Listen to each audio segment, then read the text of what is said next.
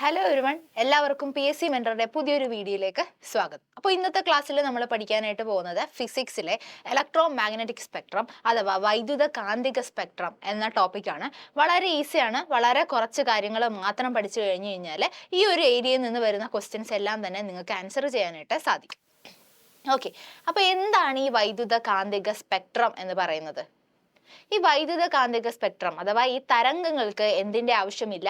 മാധ്യമത്തിന്റെ ആവശ്യമില്ല. അതായത് ഖരപദാർത്ഥത്തിലോ ദ്രാവക രൂപത്തിലോ അല്ലെങ്കിൽ ഗ്യാസ് രൂപത്തിലോ ഉള്ള ഒരു മീഡിയത്തിന്റെ ആവശ്യം ഈ തരംഗങ്ങൾക്കില്ല എന്നുള്ളതാണ് വളരെ പ്രധാനപ്പെട്ട ഈ ഒരു ഇലക്ട്രോ മാഗ്നറ്റിക് വേവ്സിന്റെ അല്ലെങ്കിൽ ഇലക്ട്രോ മാഗ്നറ്റിക് സ്പെക്ട്രത്തിന്റെ പ്രത്യേകത എന്ന് പറയുന്നത്.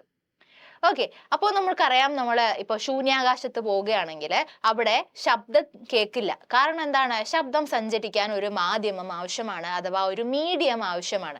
അതേസമയം നമ്മുടെ ആർക്കാണ് ഇലക്ട്രോ മാഗ്നറ്റിക് വേവുകൾക്ക് എന്തിന്റെ ആവശ്യമില്ല? ഈ ഒരു മാധ്യമത്തിന്റെ ആവശ്യം ഇല്ല. അപ്പൊ അത് തന്നെയാണ് അതിന്റെ ഏറ്റവും വലിയ പ്രത്യേകത എന്ന് പറയുന്നത്. ഓക്കെ, അപ്പോൾ വൈദ്യുത കാന്തിക തരംഗങ്ങൾ എങ്ങനെ ഉണ്ടാകുന്നു എന്ന് നോക്കുകയാണെങ്കിൽ വൈദ്യുത മണ്ഡലത്തിന്റെയും കാന്തിക മണ്ഡലത്തിന്റെയും കമ്പനം മൂലം ഉണ്ടാകുന്ന തരംഗങ്ങളാണ് എന്തെന്ന് പറയുന്നത്? വൈദ്യുത കാന്തിക തരംഗങ്ങൾ എന്ന് പറയുന്നത്. വൈദ്യുത മണ്ഡലത്തിന്റെയും കാന്തിക മണ്ഡലത്തിന്റെയും കമ്പനം മൂലം ഉണ്ടാകുന്ന തരംഗങ്ങളാണ് വൈദ്യുത കാന്തിക തരംഗങ്ങൾ എന്ന് പറയുന്നത്. ഇവയ്ക്ക് എന്തിന്റെ ആവശ്യമില്ല? മാധ്യമത്തിന്റെ ആവശ്യമില്ല. ഓക്കെ, അപ്പോ ഈ ഇലക്ട്രോ മാഗ്നറ്റിക് തരംഗങ്ങള് അഥവാ വൈദ്യുത കാന്തിക തരംഗങ്ങള് എന്താണ്? പ്രകാശത്തിന്റെ വേഗതയിലാണ് ഇവർ സഞ്ചരിക്കുന്നത്. പ്രകാശത്തിന്റെ വേഗത എത്രയാണ്? 3 × 10⁸ മീറ്റർ/സെക്കൻഡ്. 3 × 10⁸ മീറ്റർ/സെക്കൻഡ്. ഓക്കെ, ഇനി ഈ ഇലക്ട്രോ മാഗ്നറ്റിക് സ്പെക്ട്രം എന്ന് പറയുന്നത് അഥവാ വൈദ്യുത കാന്തിക സ്പെക്ട്രത്തില് ഒരുപാട് വേവുകളുണ്ട്, അഥവാ ഒരുപാട് വൈദ്യുത കാന്തിക തരംഗങ്ങളുണ്ട്. നമ്മളിപ്പോൾ എക്സ്റേ ആയിക്കോട്ടെ, ഗാമ റേസ് ആയിക്കോട്ടെ, ഇൻഫ്രാറെഡ് ഒക്കെ നമ്മൾ കേൾക്കാറുള്ളതാണ്.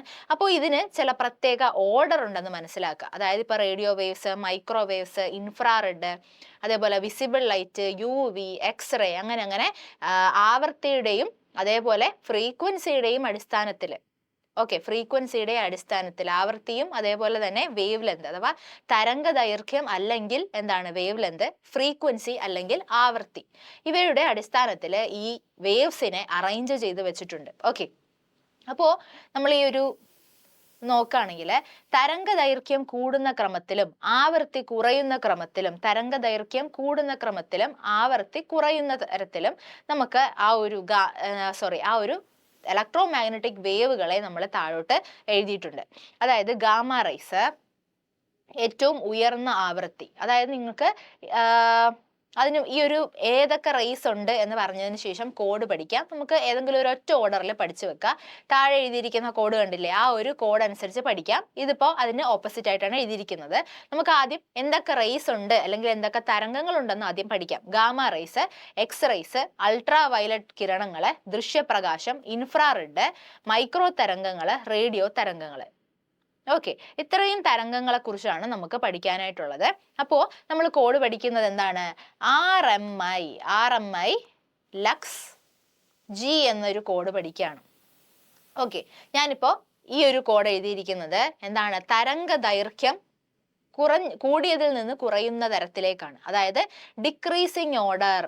ഓക്കെ, ഡിക്രീസിങ് ഓർഡറിലാണ് എഴുതിയിരിക്കുന്നത്. വലുതിൽ നിന്ന് ചെറുതിലേക്കാണ് എഴുതിയിരിക്കുന്നത്. അതായത് RMI ലക്സ് G എന്ന് പറയുന്ന കോഡ് ഞാൻ എന്തിന്റെ അടിസ്ഥാനത്തിലാണ് എഴുതിയിരിക്കുന്നത്? തരംഗ ദൈർഘ്യം അഥവാ വേവ് ലെന്ത് കൂടിയതിൽ നിന്നും കുറഞ്ഞതിലേക്കാണ് ഞാൻ എഴുതിയേക്കുന്നത്. ഓക്കെ, അതായത് നമ്മുടെ റേഡിയോ വേവ്സിന് ഹയർ വേവ് ലെന്ത് ആണ്. പിന്നെ വരുന്നത് മൈക്രോവേവ്സിന് ഹയർ വേവ് ലെന്ത് ആണ്. അതായത് റേഡിയോ വേവ്സിനെക്കാട്ടിൽ കുറവ്. അപ്പോൾ നമ്മൾക്ക് എഴുതാണെങ്കിൽ റേഡിയോ വേവ്സിന് വേവ് ലെന്തിന്റെ അടിസ്ഥാനത്തിലാണ് എഴുതുന്നതെങ്കിൽ റേഡിയോ വേവ്സിന് കൂടുതൽ, മൈക്രോവേവ്സ് അത് കഴിഞ്ഞിട്ട്, പിന്നെ ഇൻഫ്രാറെഡ്, പിന്നെ നമ്മുടെ വിസിബിൾ ലൈറ്റ്, അതാണ് ഞാൻ L എന്ന് എഴുതിയിരിക്കുന്നത്. പിന്നെന്താ? അൾട്രാ വയലറ്റ്, UV, പിന്നെന്താ? എക്സ്റേസ്, പിന്നെന്താ?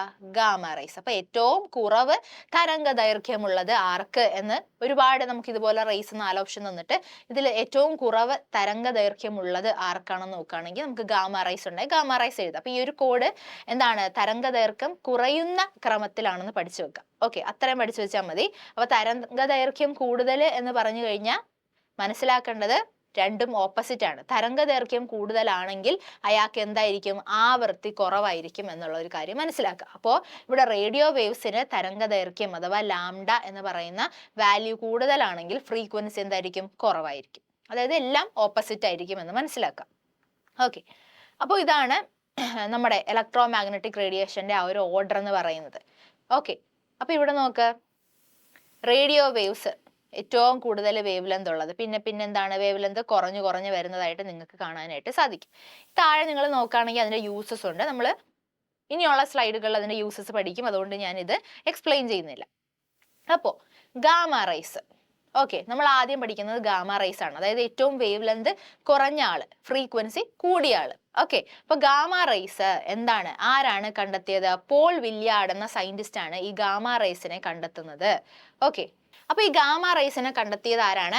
പോൾ വില്യാർഡ് ആണ്. ആരാണ്? പോൾ വില്യാർഡ് ആണ് ഗാമ കിരണങ്ങളെ കണ്ടെത്തുന്നത്.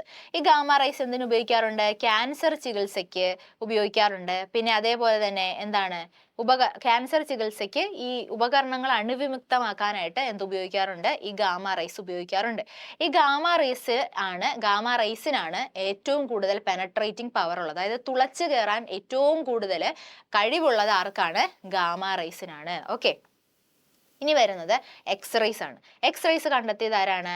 വില്യം റോണ്ടജൻ ആണ്. വില്യം റോണ്ടജൻ ആണ് എക്സ്റേ കിരണങ്ങൾ കണ്ടെത്തുന്നത്. ചോദിക്കുന്നതാണ് കേട്ടോ, വില്യം റോണ്ടജൻ ആണ് എക്സ്റേ കിരണങ്ങൾ കണ്ടെത്തുന്നത്. ഇതിന്റെ ഉപയോഗം നോക്കുകയാണെങ്കിൽ നമുക്കറിയാം, നമ്മൾ എന്തിനാ എക്സ്റേ എടുക്കുന്നത്? അസ്ഥികളിൽ പൊട്ടലുണ്ടെങ്കിൽ കണ്ടെത്താനും പിന്നെ വിമാനത്താവളങ്ങളിലെ സുരക്ഷാ പരിശോധനയ്ക്കും ഒക്കെ ഉപയോഗിക്കുന്നതായിട്ട് നമ്മൾ എക്സ്റേസിനെ കണ്ടിട്ടുണ്ട്. ഇനി യു വി റേസ് നോക്കുകയാണെങ്കിൽ, യു വി റേസ് ആരാണ്? ജൊഹാൻ വില്യം റിട്ടർ ആണ് എന്ത് കണ്ടെത്തുന്നത്? യു വി റേസ് കണ്ടെത്തുന്നത് ആരാണ്? ജൊഹാൻ വില്യം റിട്ടർ ആണ്. അപ്പോൾ യു വി റേസ് എന്തിനൊക്കെ ഉപയോഗിക്കാറുണ്ട്? പിന്നെ നമുക്കറിയാം, നമ്മുടെ ഓസോൺ പാളി അല്ലെ, ഓസോൺ പാളി നമ്മുടെ യു വി റേസിൽ നിന്ന് സംരക്ഷിക്കാനായിട്ട് ഉള്ള ആളാണ് ഓസോൺ ലെയർ എന്ന് പറയുന്നത്. അപ്പൊ ആ ഒരു കാര്യത്തിൽ നമ്മൾ യു വി റേസിനെ കുറിച്ച് പഠിച്ചിട്ടുണ്ട്. അതുകൂടാതെ യു വി റേസിന്റെ ഒരു ആപ്ലിക്കേഷൻ നോക്കുകയാണെങ്കിൽ, ജലം ശുദ്ധീകരിക്കാൻ, അതായത് ബാക്ടീരിയകളെ യു വി റേസ് വെച്ച് നശിപ്പിക്കാനായിട്ട് സാധിക്കും. പിന്നെ വൈറ്റമിൻ ഡി നിർമ്മാണത്തിന് ഒക്കെ ചെയ്യാറുണ്ട്. പിന്നെ നമ്മളിപ്പോ മൊബൈലിന്റെ ടെമ്പേർഡ് ഗ്ലാസ് ഒട്ടിക്കാനൊക്കെ യു വി ലൈറ്റ് യൂസ് ചെയ്യാറുണ്ട്. അങ്ങനെ ഒരുപാട് വെറൈറ്റീസ് ഓഫ് ആപ്ലിക്കേഷൻസ് ആർക്കുണ്ട്? യു വി റേസിന് ഉണ്ട്. അപ്പോൾ സൂര്യപ്രകാശത്തിൽ നിന്ന് ഭൂമിയിലെത്തുന്ന ഹാനികരമായ യു വി കിരണങ്ങളെ തടയുന്നതും ആര് തന്നെയാണ്? ഓസോൺ പാളി തന്നെയാണ്. അപ്പോൾ ആ ഒരു കാര്യം പറഞ്ഞു. അപ്പോൾ ഇനി നാലാമത് വരുന്നതാണ് വിസിബിൾ ലൈറ്റ്. അതായത് നമ്മൾ ഇപ്പോൾ നമുക്ക് കാണാൻ കഴിയുന്ന ലൈറ്റ്സ് ആണ് എന്തെന്ന് പറയുന്നത്? വിസിബിൾ ലൈറ്റ് എന്ന് പറയുന്നത്. അപ്പോൾ വിസിബിൾ ലൈറ്റ് നമുക്ക് എങ്ങനെ സ്പ്ലിറ്റ് ചെയ്യാനായിട്ട് സാധിക്കും? വിബ്ജിയോർ എന്ന രീതിയിൽ സ്പ്ലിറ്റ് ചെയ്ത് പറയാനായിട്ട് സാധിക്കും. അപ്പോൾ മനുഷ്യ നേത്രങ്ങൾക്ക് കാണാൻ കഴിയുന്ന സ്പെക്ട്രത്തിലെ ഭാഗമേത്? വിസിബിൾ ലൈറ്റ് അഥവാ ദൃശ്യപ്രകാശം. ഓക്കെ, അപ്പോൾ ഇതിൽ തന്നെ ദൃശ്യപ്രകാശത്തിൽ 7 നിറങ്ങളുണ്ട്, നമുക്കറിയാം, വിബ്ജിയോർ. ഓക്കെ, അപ്പോൾ ഈ വിബ്ജിയോറിൽ തന്നെ ഇതിൽ തന്നെ 7 ടൈപ്പ് ഓഫ് നിറങ്ങളുണ്ട്. അപ്പൊ അതിൽ തന്നെ ഏറ്റവും വേവ് ലെന്ത് കൂടിയത് അഥവാ തരംഗ ദൈർഘ്യം കൂടിയത് റെഡിനാണ്. എപ്പോഴും ഓർക്കുക, റെഡിന് ഏറ്റവും കൂടുതൽ വേവ് ലെന്ത് കൂടുതലാണ് എന്നുള്ളൊരു കാര്യം ആലോചിക്കാം. ഓക്കെ, ഏറ്റവും തരംഗ ദൈർഘ്യം കൂടിയ നിറം ചുവപ്പും കുറഞ്ഞതാരാണ്? വയലറ്റുമാണ്. അപ്പോൾ വിബ്ജിയോർ എടുക്കുകയാണെങ്കിൽ വയലറ്റിന് വേവ് ലെന്ത് കുറവാണ്, റെഡിന് വേവ് ലെന്ത് കൂടുതലാണ് എന്ന് ഓർത്ത് വെക്കുക കേട്ടോ. ഓക്കെ, ഇനി വരുന്നത് ഇൻഫ്രാറെഡ് റേസ് ആണ്. എന്താണ് ഇൻഫ്രാറെഡ് റേസ്? ഇൻഫ്രാറെഡ് കിരണങ്ങളെ കണ്ടെത്തിയത് വില്യം ഹെർഷൽ ആണ്. ആരാണ്? വില്യം ഹെർഷൽ ആണ് ഇൻഫ്രാറെഡ് കിരണങ്ങളെ കണ്ടെത്തുന്നത്. നമുക്ക് ഇൻഫ്രാറെഡ് എന്ന് പറയുമ്പോൾ ആദ്യം ഓർമ്മ വരുന്നത് എന്താണ്? നമ്മുടെ ടി വി റിമോട്ട് ഇൻഫ്രാറെഡ് കിരണങ്ങളാലാണ് പ്രവർത്തിക്കുന്നത്. അപ്പോൾ ടി വി റിമോട്ടുകൾ, നൈറ്റ് വിഷൻ ക്യാമറാസ്, ഫിസിയോതെറാപ്പി എന്നിവയ്ക്കെല്ലാം എന്തുപയോഗിക്കാറുണ്ട്? ഈ ഇൻഫ്രാറെഡ് കിരണങ്ങൾ ഉപയോഗിക്കാറുണ്ട്. അപ്പോൾ ഇതിനെന്തെന്നും അറിയപ്പെടുന്നു? താപതരംഗങ്ങൾ എന്നും അറിയപ്പെടുന്നു. പിന്നെ ഈ ഇൻഫ്രാറെഡ് റേസ് ആണ് ഗ്രീൻ ഹൗസ് എഫക്റ്റിന് കാരണമാവുന്നത്.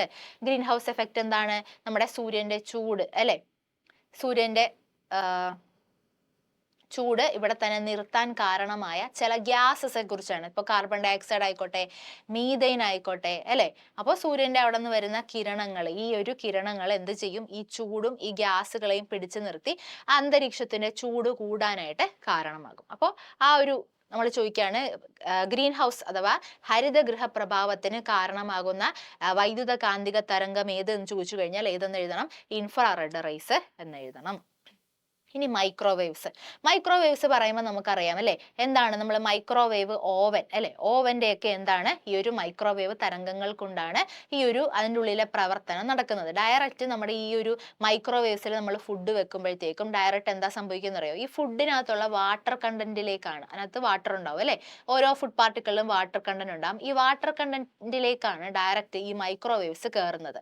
എന്നിട്ടാണ് ഫുഡ് ചൂടാക്കുന്നത്, നമ്മുടെ പാത്രത്തിലേക്കല്ല. നമ്മൾ ഡയറക്റ്റ് ചുമ്മാ നമ്മളൊരു വെസൽ ബോയിൽ ചെയ്യുകയാണെങ്കിൽ നമ്മുടെ ഈ ഒരു വെസൽ ഉൾപ്പെടെ ഇത് ഹീറ്റ് ആവും. അതേസമയം മൈക്രോവേവിൽ എന്താണ്, ഇതിനകത്തുള്ള വാട്ടർ കണ്ടന്റിലേക്കാണ്, അല്ലെങ്കിൽ ഫുഡ് പാർട്ടിക്കിൾ മാത്രമായിരിക്കും ചൂടാവുന്നത്. ഓക്കെ, അപ്പോൾ മൈക്രോവേവ് തരങ്ങളുടെ ഉപയോഗം, മൈക്രോവേവ് ഓവനുകൾ, റഡാർ സംവിധാനം, സാറ്റലൈറ്റ് കമ്മ്യൂണിക്കേഷൻ എന്നിവ മൈക്രോവേവ്സിന്റെ എന്താണ്, മൈക്രോവേവ് തരംഗങ്ങളുടെ ആപ്ലിക്കേഷൻ ആണ്.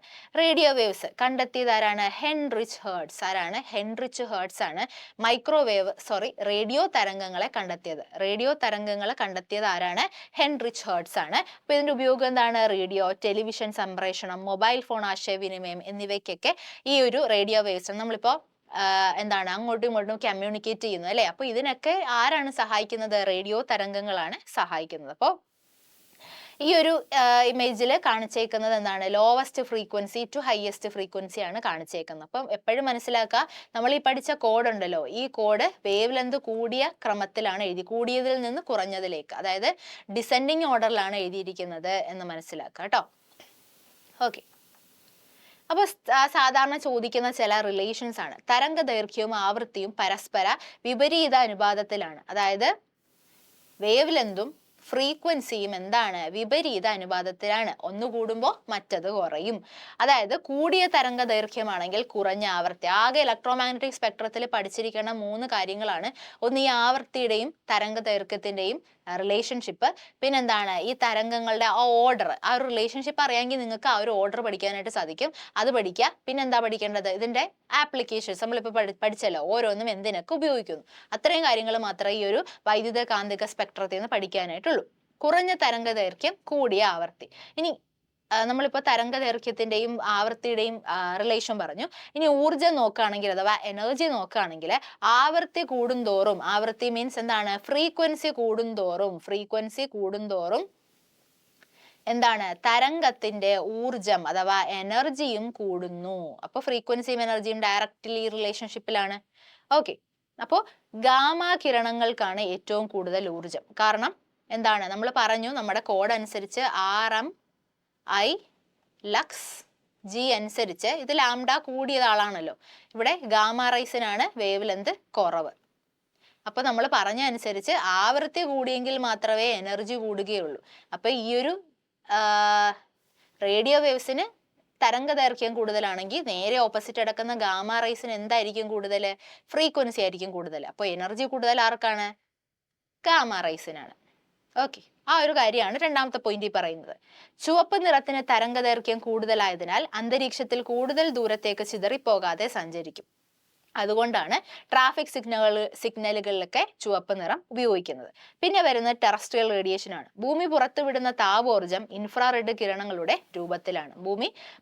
അതായത് എന്താ പറഞ്ഞ, നമ്മൾ ഗ്രീൻ ഹൗസ് എഫക്റ്റിന്റെ കാര്യം പറഞ്ഞു. ഭൂമി ഹീറ്റ് ആയിട്ട് തരുന്നത് എന്താണ്, ഇൻഫ്രാറെഡ് കിരണങ്ങളാണ്. അപ്പൊ ആ ഒരു ഇൻഫ്രാറെഡ് കിരണങ്ങളാണ് ഈ ഗ്രീൻ ഹൗസ് ഗ്യാസസിനെ ഇവിടെ പിടിച്ചു നിർത്തുന്നത്. ഓക്കെ, അപ്പോൾ ഇത് ആ ഒരു ബോക്സ് ആണ്, നിങ്ങളൊന്ന് നോക്കി പഠിച്ചോളുക. അതിനെ സമ്മറൈസ് ചെയ്തിട്ടുള്ള ബോക്സ് ആണ്. ഇനി നമ്മൾ പറഞ്ഞത് സെയിം കാര്യം തന്നെയാണ്. വിപരീത അനുപാതത്തിലാണ് തരംഗ ദൈർഘ്യവും ഫ്രീക്വൻസിയും അഥവാ ആവൃത്തിയും ഇരിക്കുന്നതെന്നാണ് ഇതിനകത്ത് പറയുന്നത്. അതും ഒന്ന് വായിച്ചു നോക്കുക. ആ ഒരു റിലേഷൻ ഒന്ന് എഴുതിയിട്ടേ ഉള്ളൂ. ഓക്കെ, ഇനി പ്രകാശത്തിന്റെ വേഗതയും ആവൃത്തിയും തരംഗ ദൈർഘ്യവും തമ്മിൽ ബന്ധമുണ്ട്. അതാണ് പ്രകാശത്തിന്റെ ആവൃത്തിനെയാണ് നമ്മൾ C എന്ന് എഴുതുന്നത്. അതായത് എന്താണ്, frequency of light is equal to F into lambda എന്ന് എഴുതും. അതായത് നമുക്ക് ഇങ്ങനെ ഒരു ട്രയാങ്കിൾ വരയ്ക്കുകയാണെങ്കിൽ നിങ്ങൾക്ക് പഠിക്കാനായിട്ട് സാധിക്കും. F lambda, അതായത് ഇപ്പൊ നോക്കുകയാണെങ്കിൽ C, ഫ്രീക്വൻസി ഓഫ് ലൈറ്റ് എടുക്കുകയാണെങ്കിൽ എന്താണ്, C is equal to F into lambda എന്ന് എഴുതാം. ഇനി എനിക്ക് Fന്റെ വാല്യൂ ആണ് വേണ്ടെങ്കിലോ, F എടുക്കുകയാണെങ്കിൽ എന്താണ്, ഇവിടെ ബൈ ഇട്ടിട്ടുണ്ട് അല്ലേ, അപ്പൊ എന്താണ്, C by lambda. ഓക്കെ, ഇനി എനിക്ക് എന്താണ്, ലാംഡയുടെ വാല്യൂ ആണ് വേണ്ടെങ്കിലോ, ഇതാണ് വേണ്ടെങ്കിലോ, C by F എന്ന് എഴുതിയാൽ പോരെ, C by എഫ്, അതായത് frequency of light by frequency of ഈ ഇലക്ട്രോമാഗ്നറ്റിക് വേവ് എന്ന് പറയാം. ഓക്കെ, അപ്പോൾ നമുക്ക് മനസ്സിലാക്കേണ്ടത് ഈ സിയുടെ വാല്യൂ എപ്പോഴും തരില്ല. അപ്പോൾ നമ്മൾ മനസ്സിലാക്കേണ്ടത് എപ്പോഴും ലൈറ്റിന്റെ എന്താണ് ഫ്രീക്വൻസി കോൺസ്റ്റന്റ് ആണ് 3 × 10⁸ മീറ്റർ/സെക്കൻഡ് ആണ്. അതും ചോദിക്കാറുണ്ട്, അതും സെപ്പറേറ്റ് ക്വസ്റ്റ്യൻ ആയിട്ട് ചോദിക്കാറുണ്ട്. എന്താണ് പ്രകാശത്തിന്റെ വേഗത 3 × 10⁸ മീറ്റർ/സെക്കൻഡ്. ഓക്കെ, ഊർജവും ആവൃത്തിയും തമ്മിലുള്ള ബന്ധവും നമ്മൾ പറഞ്ഞു. അപ്പോൾ ഇതാ ഒരു ബോക്സ് ആണ്. ഓക്കെ, ഈ ഒരു ബോക്സ് ഒന്ന് ജസ്റ്റ് ഒന്ന് പഠിച്ചോളുക. നമ്മളിപ്പോൾ പറഞ്ഞത് തന്നെ ടേബിൾ ആക്കി തന്നിരിക്കുന്നു എന്നുള്ളതേ ഉള്ളൂ. ഓക്കെ, അപ്പോൾ ഇത്രയും കാര്യങ്ങളാണ് വൈദ്യുത കാന്തിക സ്പെക്ട്രം എന്ന ഒരു ഏരിയയിൽ നമുക്ക് പഠിക്കാനുള്ളത്. ഏതെങ്കിലുമൊക്കെ എക്സാംസിന് എന്താണ് വളരെ ഷോർട്ടായിട്ട് നമുക്ക് പഠിച്ചാൽ എല്ലാ എക്സാംസിനും ഉപയോഗിക്കാൻ പറ്റുന്നതാണ്. നമുക്ക് ഈ ഒരു ടോപ്പിക് എന്ന് പറഞ്ഞു കഴിഞ്ഞാൽ ചിലപ്പോൾ ചോദിക്കാം, ചിലപ്പോൾ ചോദിക്കാതിരിക്കാം. അങ്ങനെയുള്ള ഒരു ടോപ്പിക്കാണ് ഈ ഒരു വൈദ്യുത കാന്തിക സ്പെക്ട്രം എന്ന് പറയുന്നത്. പക്ഷെ ഒരുപാട് എക്സാംസിന് ഈ ഒരു ടോപ്പിക്ക് ചോദിച്ചു കണ്ടിട്ടുണ്ട്. അപ്പോൾ നമ്മൾ ഒഴിവാക്കി വിടും, അധികം ചോദിച്ചിട്ടില്ലല്ലോ എന്ന് ഓർത്ത്. പക്ഷേ എന്താണ് നമ്മൾ എഴുതുന്ന എക്സാമിൽ ചിലപ്പോൾ വരാം. കൺസെപ്റ്റ് സിമ്പിൾ ആയതുകൊണ്ട് തറവാക്കി വെക്കുക. പിന്നെ ഒരു റിവിഷന്റെ ആവശ്യം പോലും ഇല്ലാത്തൊരു ടോപ്പിക്കാണിത് എന്ന് മനസ്സിലാക്കുക. അപ്പോൾ താങ്ക് യു, നമുക്ക് നെക്സ്റ്റ് ക്ലാസ്സിൽ കാണാം.